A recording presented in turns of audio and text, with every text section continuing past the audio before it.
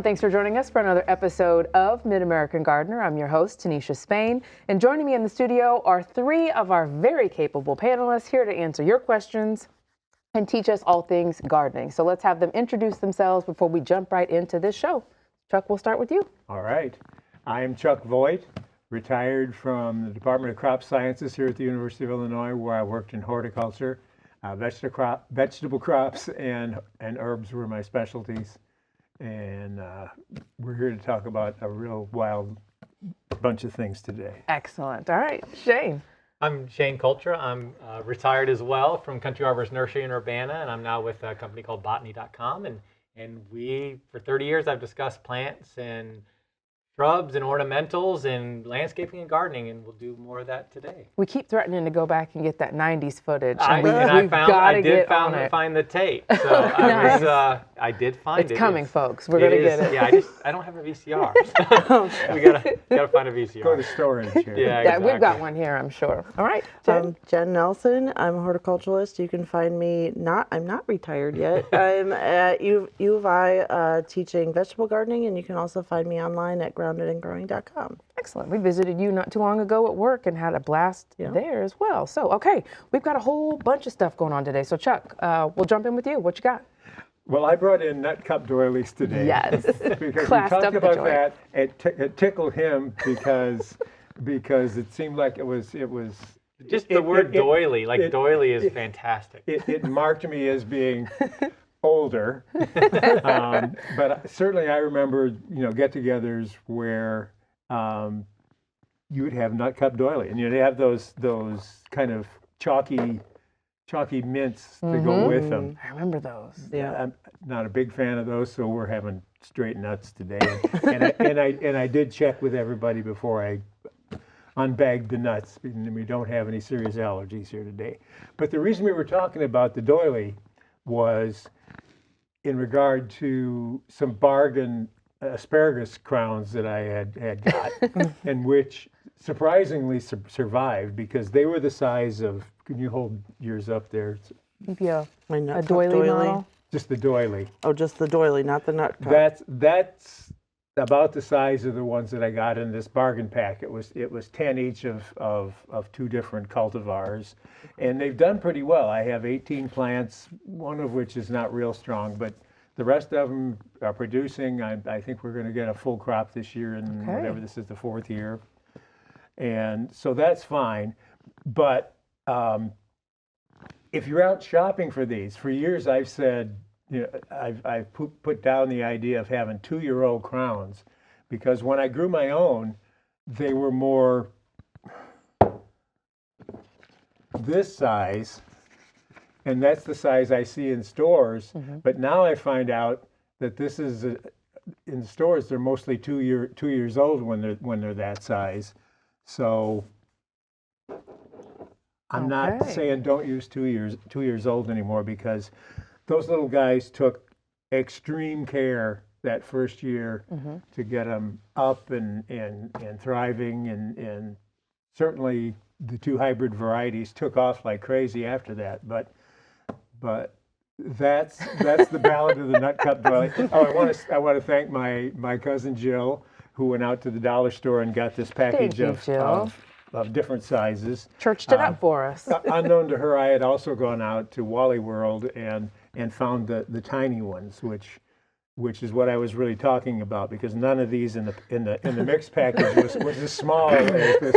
The poor little. Plus, they were a little bit moldy looking. Oh no! So it was a huge disappointment, but in retrospect, not so much, because we had more asparagus than we could use for the duration when we cut it last year. So. And now we have a snack to munch on throughout the show. And then my question to you is, are you going to be able to hold off this year in the second year of your? Yes, I'm going to be able to do it. If you remember, I planted asparagus last summer, and the thing is, I never grew it because I didn't want to wait. So I'm in this now. I'm in it. So hopefully next year. Excellent. It's the garden marshmallow test. Uh-oh. You know what the marshmallow test is? No. The marshmallow test is they use it to judge children. They put a marshmallow or candy, and they say, if you wait and don't eat this, you'll get 5 or 6 times more. And they leave the room.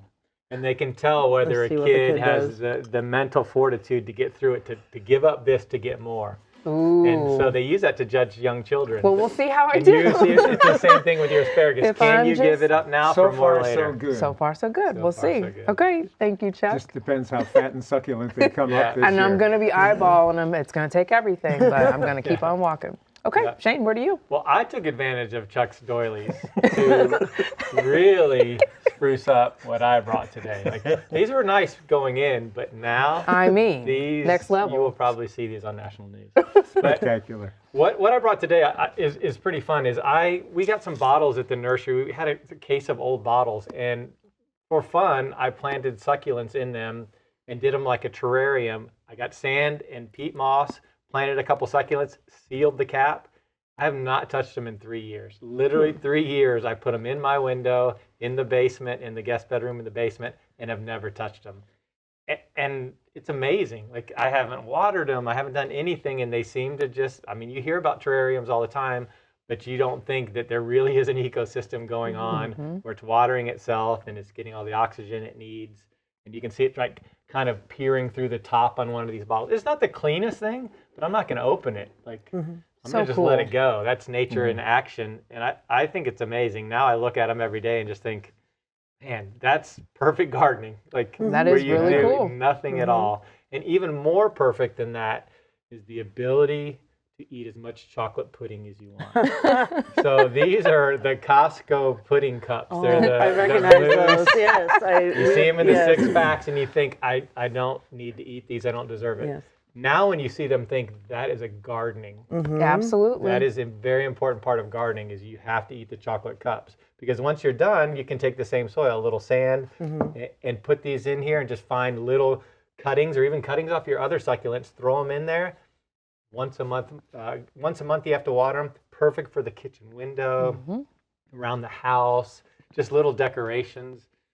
Super low maintenance. It's perfect. And you get to eat chocolate pudding. Like It's a win-win. I can't think of anything. So never water, eat chocolate pudding. Like my gardening is taken to a new level lately. Set it and forget it, It right? is Now, for absolutely perfect. the terrariums, did you just literally drop the So petals, or did you have to tamp I tried them a to little bring bit? them in. I have like 2-foot-long tweezers. Okay. So I bought them because I want to start doing bottles and do the same thing for bottles, and I haven't, but I'm going to. I started looking for them now. So if anybody who's watching this has really cool terrarium bottles, hook me up for a couple of those. But yeah, so I used long tweezers to stick them in there, to get them in there so that they stayed properly. I don't think I could do it with my fingers, of course. It's a little bit too far down there. Even small fingers wouldn't. So a pair of, I bought them on Amazon. They're like $9.95, and you can get any size. And it turns out those tweezers are amazing for getting lint out of the dryer. Oh, that's It's a been great used idea. more for getting You're the learning deep in more there. than you Good idea. ever Yeah. thought you would on Yeah. this It's a episode. homemaking show. So is. I made my wife pay for those. We did bottles back when I was with Extension, and we used bamboo sticks. Oh, man, that's a good idea to You kind gotta- of jam them you in gotta there. kind of Phil's chopsticks that are free. Yeah, There you that's go. right. With There you Yeah. go. a And you bottle that gotta size. you kind of got to find plants that can tolerate getting squished. Yeah, in that's the neck true. of a bottle. But we talked to various purveyors of spirits, and they their can bottles. save bottles for you. So. Yeah, that's a great idea. Very nice. And I could start drinking. Although if you wanted, I can work my way to a terrarium. Add it you to the go. list. Booze, pudding. Yeah. I mean, you can't. Who's the drunk heavyset guy in the corner? He's a terrarium guy. But relax, it's for gardening. It's So all for gardening. thank you, Shane. Okay, Jennifer, we are to you, and I'm seeing things that make me very happy. Well, we were talking about your gardening aspirations here, and you were showing me some of the stuff that you were planning to plant, and I noticed artichoke, and I thought, oh, these take forever to get started, and I couldn't think how long, because I know some people that have tried it. I've seen them growing, and they never quite did what they wanted them to do.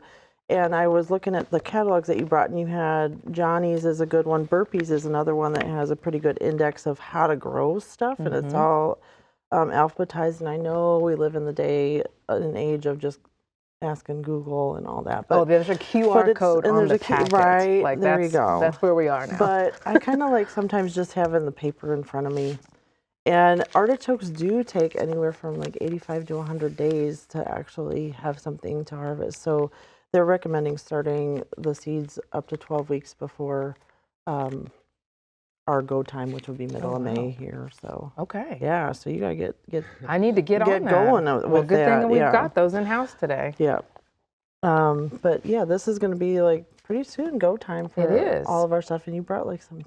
You were Yes. talking garbage gardening. Yes. This is absolutely happens One at of my my house favorite too. ways. I mean, if you've got these just sitting around, why not? You're gonna throw it away anyway. Why and not? Just totally throw a few seeds in there. biodegradable. When you're Yes. paying $4 for them now instead Tell of me Use about it. every last bit. And I it's mean almost every cheaper bit. to buy the containers now. Yes. Then Then after that, I'll tear it Right. up and throw it in the composter. Well, I do. I do worm composting at home, and this is like the perfect consistency for the worm compost because you throw food scraps in with the worms, and if you do all food scraps, it just gets to be kind of a mucky mess. You need some dry material to kind of make it more. So we're taking this all the Useful at the way end. to the end Yes, user. no, that's great. Get your money's worth. And Chuck, I pulled up your planting guide. Okay. That is so popular. Everyone loves it. So we're talking now celery, parsley, onion, chives, that time. Leeks to get those things going. Are we doing them inside, outside? Well, if you get one of his LED lamps, you can do it inside. Okay. In the season we're in, it's hard to get enough solar radiation onto them anywhere indoors. Maybe a south window, but how much can you fit on a south windowsill? I'd do both. So my LED lights are on the south windows. Yeah. So you supplement Double them. the power. Yeah, I mean, the LED has changed the game. It's just so It's so much cheap. more affordable now. Yeah, it's just so inexpensive to do it. I bought 3 strips underneath for a rack, and it was $20. Yes. Yeah. And I'm not going and setting anything up outside. I'm just going to do that. We talk right a in lot there. on the show about winter sowing. So I didn't know if any of those you could set out in the old milk jug or if they really needed to be in trays warm in the house under lights. I think they need to be Okay. at least modestly warm. Most of the things we're starting this early are cool season crops, but artichokes would not fit in that category. Gotcha. I'm thinking back to, I think I read somewhere where they were starting them even before where we are now, getting some size on them indoors, putting them in a cold frame or something to chill them, Oh, to make wow. them think they're vernalized, and then planting them outside, and then they go ahead and flower. That's and, a lot of and work. do that. Well, yeah, but just your basic artichoke is more likely to grow the first year and flower the second year. Gotcha. So Okay. Well, and leeks, you have to be. That's another one you need a ton of time, like 120 days for leeks, right? right, but the But other they don't thing need the is, vernalizing, though. if you're not married to the concept of having a leek that's as big as my wrist, Right. you can grow baby leeks. Okay. Just direct Just sow say you them meant to and- do that, and- and yeah, I mean, those are the two ends of the spectrum. Right. If you're English and in a competition, then you probably wanted to start them in October and get them in the long, skinny, growing pot. Sure. But yeah, And we were talking about that. Some of the things with some gardeners get frustrated because their produce or their fruits and vegetables don't look like they get in the store. That's just how it goes, right? Those are professional growers, row crops. They've done this. They've got it down to the hour when they plant. That's what they do for a living. Like we talked about celery. It's not going to look anything like No. your celery. And I'm not saying you have to go buy it in the store, but just enjoy the process, and anything you get's a bonus. Like if you ever got one strawberry where it's just Right. one strawberry and you eat it and you think, I grew the strawberry. Just enjoy that. yeah. It is humbling to see Yeah. your own harvest because you're used to it looking beautiful Well, and on perfect. TikTok, everybody's garden's perfect, right? Yes, exactly. Yeah, and with celery, what you grow in an Illinois garden is wonderful for cooking, and it's got strong flavor. It's good for that, but to get those petioles that you stuff with cheese or Yeah, peanut butter or the whatever, ants and a log are out of the game. that let the professional growers do that or if you want to prove me wrong, do it in Illinois and Send us a me picture. Yeah. I used to get that. One time we were at a Master Gardener conference seemed like it was in September. And I'm saying, well, it's pretty much too late to plant snap beans now. Oh, you threw down the Long- challenge long right about there. Long about November, I get this picture of course these you snap did. beans. I went home and planted them, and here they are. I said, well, fine, but you're going to get one picking before they freeze, but okay. You win.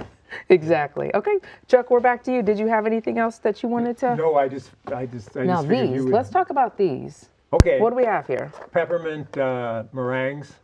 If you like peppermint, supposedly they're fairly strong peppermint. I do like peppermint for a there, host there of they are, and reasons. they're like melt in your mouth. Okay. But Or crush it or- on air. Either or- one. Either one works. My grandmother would be so happy with this set. Delicious. Doilies and meringues. Doilies and meringues. Just having a good old time. This is like going back in time. I feel like I'm kind of at a at a 1950s wedding reception, which some of you wouldn't remember. That's okay. Well, we've got a question from Debbie Askins. She writes in, she's got a corn plant that has grown to be extremely top heavy, and she did send in a photo. The plant was given to her at her mother's funeral about 17 years ago, so it's very special. She doesn't want anything to happen to it, but wants to know how to sort of revitalize it and bring it back to its original splendor because it's got a lot going on. And you guys have seen the picture, so It's quite tall. let's discuss Debbie's corn plant. So what are your thoughts? My thoughts are it's probably been this way for 17 years-ish. Judging by the picture, it's all the way to the ceiling. There's no leaves except right on the top. I would look at it because it's got sentimental value. I wouldn't want to, you could chop it off and try to root that cutting, but I wouldn't do that because of the sentimental value, and I would want to make sure it had roots before I chopped it. So I would do air layering where you kind of notch around the stem, and then you put rooting powder and damp moss, and usually wrap it like in plastic, and you can kind of use clear plastic so you kind of see when the roots are there, and then when you see enough roots, chop it off and plant it. That. Yeah, and the base, what's left should, once you remove that top, you should get some sort of budding from that base. So should this be full throughout with leaves? Usually you have some gaps, Interesting. but it's Are there usually any pretty full. supports? I mean, No, is that, She's leaning it in the It's, corner. yeah, it's leaning. oh, I was going to say, because that's amazing. Amazingly skinny to be. To me, it's a great topic of conversation. You just don't see. You'll see. They all get thin at the bottom, right? We've all had that, where they get. But I don't ever think I've seen a 7-foot tall No. one. It looks like a palm tree from California. Yeah, Yes. you usually get some side shoots coming out along there, but I don't see any there. But once she roots that top and removes it, I would expect to see something off of what's left. So she hopefully will get 2 plants out of it in the end. I might, once the top is rooted and potted, Yeah. and I would probably cut it down. So Yeah. you start fresh. closer Not to the 6 pot feet tall. when it branches It'll out and shoot starts new again. ones, yeah. Yeah, and I've messed around with a friend's corn plant that she had propagated some of it and had some of that bare stem. And being true gardeners, we don't want to throw anything away, right? So we're like, we might be able to root it. We'll try. You can save it. It might take a while. What you're cutting off in the middle Should have could be cut into things Should- and in like theory put at in least. sections That's out. what we Stick were 'em. trying. That's Yeah, what we we call were them sticking trying. them. You cut them and stick them. It would be worth a try. That's what we were trying. It was taking forever because the older the stem's going to take longer. Sure. But So you got nothing to practically- lose. So John Bodensteiner, you know he loves a gadget. He's brought on those clear bulbs that clip, Oh, yeah, right? yeah. But you said something about like plastic wrap? Yeah, and just like Same concept. same idea. Okay. I just not the Okay. gadget So if you don't- factor. I lacking, like having lacking both the gadget ends of factor. it, you know, Yeah. because I'm a junk gardener. John's a gadget gardener, and so Yeah. I like to know both options. It's like Yeah. moist sphagnum moss And then, around, like, around the clear- wounded. You can cut it halfway through on an angle, or you can partially girdle Kind of it score it. and then put that around, plastic around it. Like twist a ties couple or of zip twist ties at ties. the top and the Gotcha. bottom. Just keep an eye on it. Okay. And if it looks like the sphagnum is drying out, you might try to Like drip drizzle a some little in. moisture into it. Okay. But Definitely everything not a works- lost cause. Works pretty well. It's savable. It's savable. not Give dead it a yet. shot. So as we are getting close to dragging out our seed trays and things of that nature, we've got about 7-8 minutes or so. I would love some advice, some tips for people, like just good stuff, like washing out your trays. Is that really an important thing to do from last year's seed starting? Yes. Speaking as somebody who tried to skip that step before, yes, you should wash everything. Ideally like a 10% bleach solution. I've run stuff through the dishwasher before. I hope my mom's not watching. She'd be horrified. But if you have a sanitize cycle, Yes. yeah, run it through there. Okay. All right. Shane, anything from Yeah, you? I'm a planning person. I, as a person that had a garden center for 30 years, I know impulse buying is like how everybody does everything. But planning your garden on where things are going to go and when they go. I know we kind of make fun of sometimes people that have a whole calendar and they're obsessive compulsive about it, but it does turn out better. It really does turn out better when they have where everything is going to go in a color set. Someone told me the other day an elegant garden is a planned garden. So, and I believe that now, that because most people just buy a plant and find a spot for it, or they plant a garden and they go to this thing and they just start picking out seeds. And there's definitely an art to where things should go and when they should be planted. And this is the time to do that, these cold days. You know, again, social media is really good for finding great ideas and thoughts, and seed savers and the catalogs. However you get your catalogs, whether they're in print or online, it's a good. I just went to a garden show in Mance in Baltimore, and it's the oldest garden. Well, I shouldn't say the oldest. It's the biggest garden show in the country now. 4,000 booths, I believe. wow. Wow. And so take you a week I to go saw through it. trees and shrubs and all the new peonies and just all the newest plants. That's good to go to. So when these people, when they start having the herb shows and the other shows, they're starting to go in February as well. Start planning, start getting excited, start looking. Take advantage of this time and don't wait until Mother's Day to start just grabbing stuff off the shelf. Anything that you Yeah. can get your hands on. Yeah. All right, Chuck, what about you? Some good tips. Well, our weather seems to be a little bipolar. It's frigid today, frigid tomorrow, and it's going to shoot up and be fairly pleasant for a couple of days, and then back into even more frigid. And I think we're getting to the point where on those days when it's a little warmer, when it shoots up, you need to go out, start cleaning up, pruning some things. Anything that has dead wood on it, you could certainly take dead wood out now. But I think we're getting to the point where apples and other fruit trees.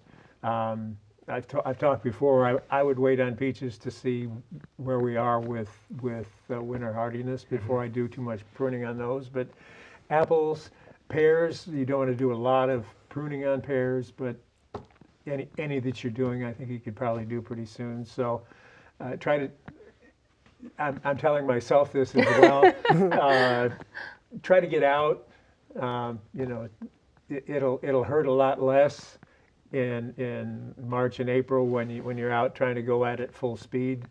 If you go out now on the nicer days, and then take a snow day when it's terrible out. Some tough lessons I've had to learn is starting seeds too early, because then everybody's outgrown the trays and they're top heavy and it's not ready to go. So patience, again, as you can tell, that's a theme in my gardening life. But yeah, get your trays out, get things ready to go, do some planning, and clean up what you can. I think that's pretty sound advice for getting us to our spring planting time. So I want to thank you guys for coming in. Did I forget anything? Did I miss anything? Any other tidbits you'd like to share? Well, you talked about online shopping. Yes. And at least for me, that's a problem, because I put things in the cart thinking I'll sort this later, and then I buy it all, and then later wonder why. So I think either make a physical list and go through it, and cull the things that you only want, as opposed to the things that you kind of need. Sure. And then, yes, you can give yourself a couple of fun projects, but don't check every fun project in the You mean all my little tabs there? You've got a lot here. I do have a lot going on. Yeah, how many acres do you have? If you've got Yeah. pictures, if you've got pictures from last summer, like sit down and look at like what's realistic, because you tend to think you have more space than you do this time of Yes. year when you're sitting in your cozy chair by the Yes. fire, Wrapped up in a blanket, You're dreaming. like, sure, it Yes. sounds great. I'll grow 8 kinds of green beans this year. It'll be great.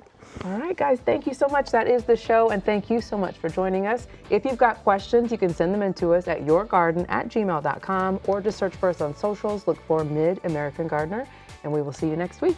Good night.